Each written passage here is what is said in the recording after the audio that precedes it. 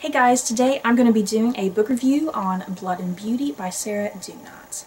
The Borgias. You gotta love all the wildness.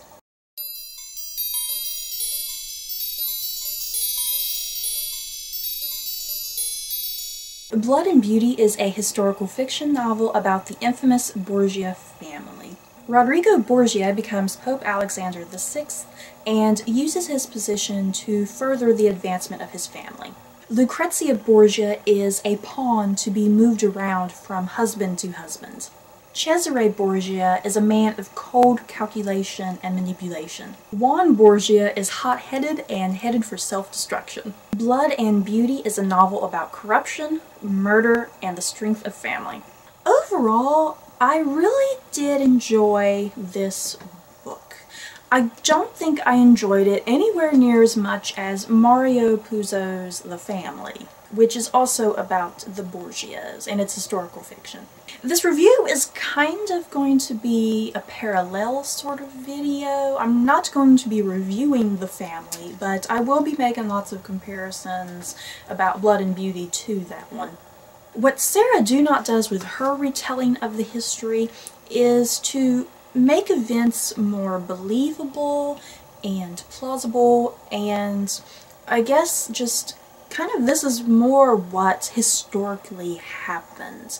And all of the Borgia infamy, like all the murdering and the corruption and the incest, that is not as heavy in this book compared to The Family, which is full of corruption and murder and incest. That's pretty much all this book is. So to be honest, yes, I did enjoy The Family a hell of a lot more. Mario Puzo took the more scandalous route, and to be honest, that is much more interesting to read about. Because on occasion, while reading Blood and Beauty, I kind of got bored because all of that scandal wasn't as heavy in this book, and so it kind of made it boring on occasion and kind of dull because I was waiting for the more scandalous stuff to pop up. So this seemed kind of slow on occasion, but this one moved incredibly quickly.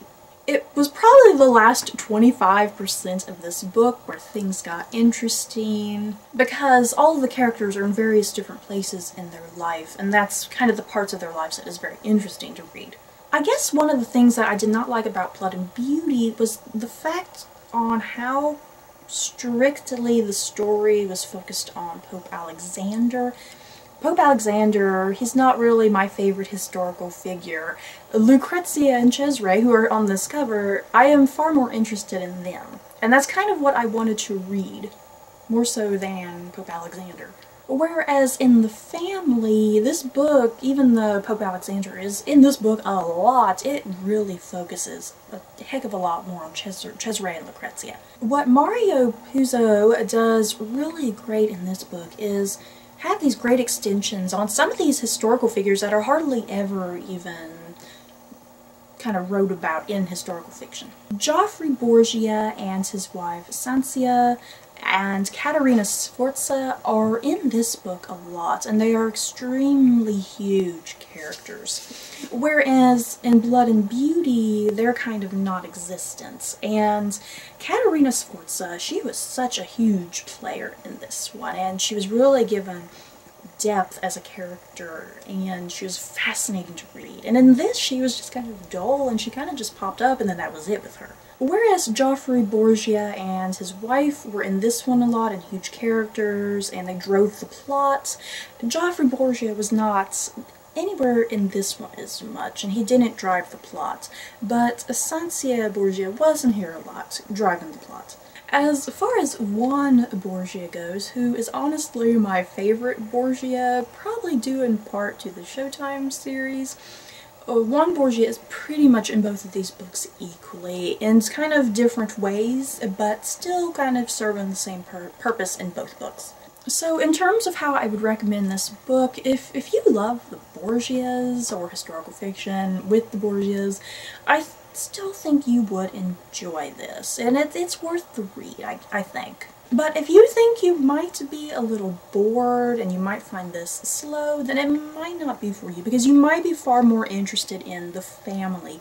which has all that scandalous material that I think we have a guilty pleasure of reading about the Borgias. And it moves so quickly, and it's really fascinating. Like I said, Blood and Beauty is probably actually the most historically accurate.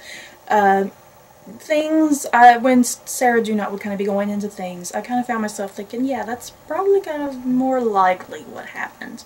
Whereas Mario Puzo, I think, takes a lot more liberties and kind of rises to all of the rumors that were spread about the Borgias. So have you guys read any good Borgia historical fiction?